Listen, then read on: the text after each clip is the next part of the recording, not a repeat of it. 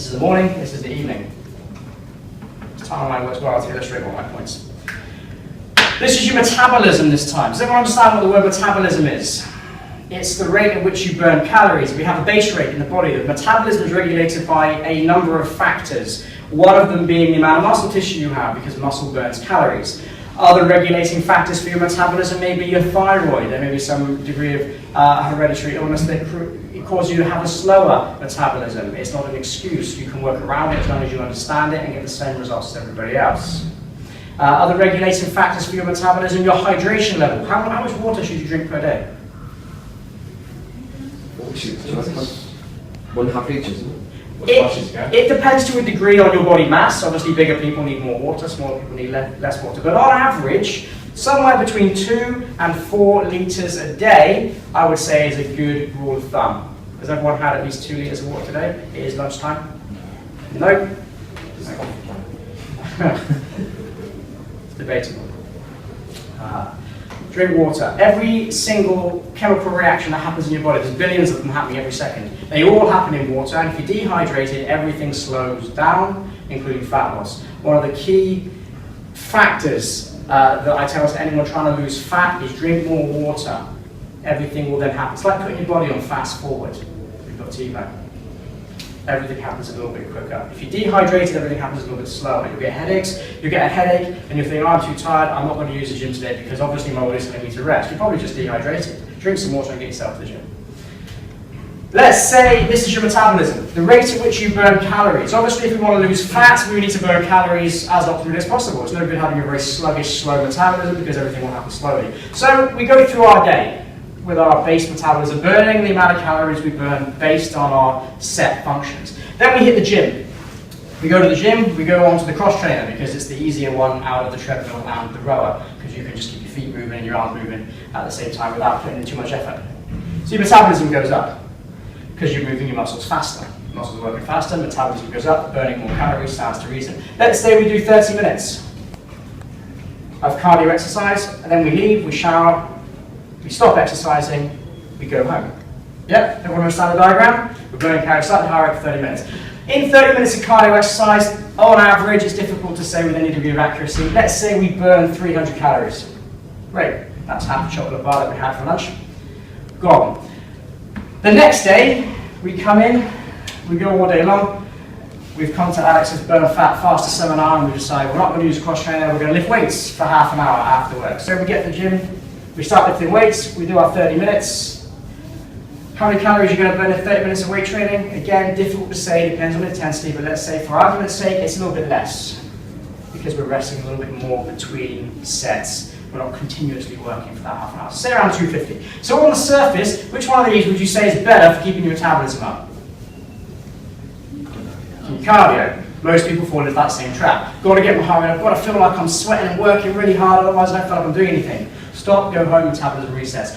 What happens after you finish lifting weights for 30 minutes is you've done something to your body. You've created damage to muscle cells. Because of the amount of resistance that you're pushing against or lifting, the muscle cells are actually tearing. They're creating damage. That's microscopic fiber damage to your muscles. This needs to be repaired. It takes energy, namely which that you eat, to repair that damage. If you break a muscle tissue down and then repair it, it gets stronger.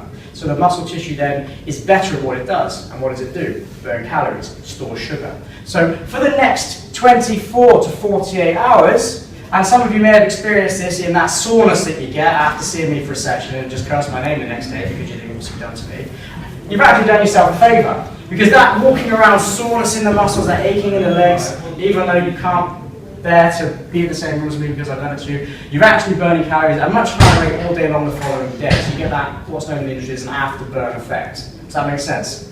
So the best thing to do is both together. Now, the progression from point A, which is where you are now, to point B, which is your ultimate goal in regards to how you want to look or how much you want to weigh, is not a straight line. When you finish working out, you may be surprised to know that you're actually a little bit worse off for it because your body's gone through some kind of a trauma, so it has to be repaired. The next couple of days following that, your body gets better. And then if you hit the gym again, if you don't hit the gym again for a week or 2 weeks because work's going away, your results start to diminish. But if you can get to the gym on a regular basis, every couple of days, 2 to 3 days, you can get that point where your body starts to lose the benefits it's had from that session, hit it again, it's going to start to drop, and we're going to go up like this. And this is generally how you get from point A to point B. It's not a straight line. It's important to understand that you need continual progression. You need your workouts to be progressive. It's no good coming in and doing the same workout you did when you were 15, 16 years old, or last week, or well, not last week, last month, the month before that, last year, because your body needs continual stimulation in a progressive manner in order to improve. How many of you guys at the moment are part of our recurring appointments cycles? How many of you come in every 4 to 6 weeks without us having to phone you to say you're overdue for your appointment? Just come in. It's a free service that we offer every 4 to 6 weeks, and the reason we do it is because we recognize at key intervals throughout your journey, you're going to need a change and an adaptation to your program. Because if you don't adapt your program, and you come into the gym, you get one program and you decide to go it alone blindly, you'll get some good benefits from that first program, and eventually your results will taper off, diminish, and they're not going to work for you. So if you don't already come in and see us every 4 to 6 weeks, look at your program, the top right, it says end date. If there isn't anything put in there, find out who wrote it for you and tell me. If there is a date in there and it's last month, then pick up the phone, come and see us and say, I need to book in for my review. And then we'll set these short-term goals for you in order to get you from point A to point B. I was going to talk about keep training varied with weight training HIIT. LSD is not a drug. Long, slow duration cardio, it's a lower intensity. I'm not going to go into that now because that could be a whole other seminar by itself. What I will say is come and see us for those one-to-ones, and we'll go through all of this. And when we change your program, these are the things that we have in mind for you. Misconceptions. There's a few misconceptions I get asked all the time. I'll just quickly clear them up now. How are we doing in time? Oh, we've got a minute. Has everyone got to rush away? I'll be about another 10 minutes. Is that right? Perfect. Ab crunches won't flatten your stomach. Anyone fallen into this trap before? Put your hand up. You can be honest here, because I bought one once, ages ago. Who bought one of those ab belts? There you go. I bought one years ago, before I knew anything. But yeah, ab crunches, they're not going to flatten your stomach. It's just not going to happen. The reason that you haven't got a flat stomach is you've got some fat there. You've got to get the fat down. That's 80% diet, 20% training. If you wanted to flatten your bicep, would you go to the gym and do bicep curls? No, you wouldn't, would you? So why would we go to the gym and do crunches? Try and fatten out the stomach. It's not going to work. Low fat, low calorie diets won't help you lose fat. Like I said before, low calorie diets will help you lose weight, but weight and fat are two different things. Weight in your body is made up of fat, muscle, bones, ligaments, tendons, water, all kinds of fluid. So when we drop weight, it's not an accurate way of calculating how we're doing. It's okay to step on the scales once a week to get an idea and a way of tracking your progress, but it's better to step on the scales once a week and take a tape measure around your waist, or do calipers or body fat tests, which we don't offer. But yeah, cardio, running isn't the best way, as we've previously highlighted here. It is a combination of both. You do need to have a resistance element. Cardio is great. It will keep you in good shape. It will keep your heart healthy. But that's a different seminar. We're not talking about keeping ourselves healthy. We're looking about burning fat. Weight training will not make you look bulky. Any ladies in the room fear of lifting dumbbells up above their heads because they're going to get shoulders like this. It's not going to happen.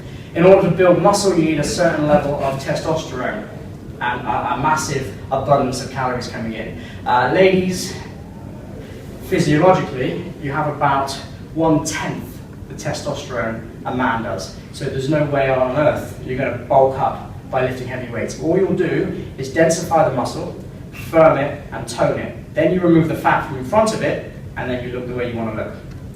But you've got to lift weights to do that. Also, one thing I haven't touched on, which I will do, lifting heavy weights is fundamentally important for losing fat. The best ab exercise I can give you is probably going to be a squat, because putting weight on your shoulders at a reasonable degree is going to cause your core muscles, your abdominals, your lower back, your obliques to engage and tighten to hold that weight up there while you perform what's known as a compound movement, where a multiple of joints are working at one point.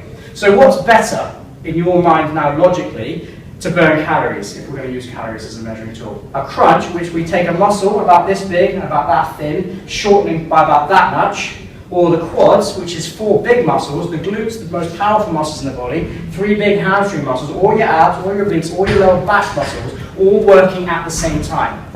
It makes sense, doesn't it? The squat is going to do what? And by adding